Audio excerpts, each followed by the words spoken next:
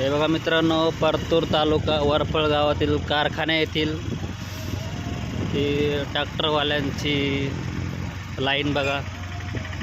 किती मोठी मोठी लाईन आहे, ट्रॅक्टरची लाईन.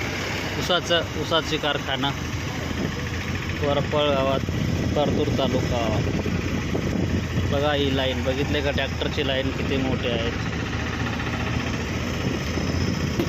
परतूर तालुका, जालना जिल्हा. हे ऊसाचं ट्रॅक्टर आहे, त्यांची लाईन बघा.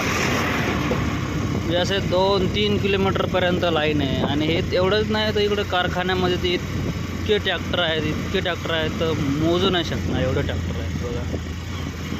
हो, आता हे तुम्ही सांगा, हे कधी म्हणजे त्यांचा नंबर कधी येणार कारखान्यामध्ये? एवढे ट्रॅक्टर आहेत ना, बास. बघा हे कारखाना आहे तिथे.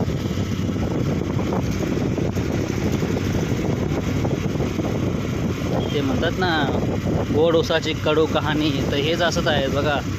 ड्रायव्हर लोक 1-2 दिवसापासून इथं थांबलेलं आहेत, त्यांचा नंबर लागत नाही. एवढे खूप वरफळ गाव आहेत.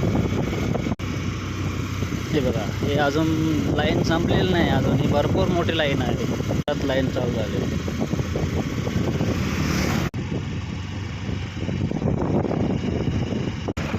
म्हणजे आपण जर मोजले ट्रॅक्टर तर 100-150 ट्रॅक्टरच्या वर ट्रॅक्टर भरेल.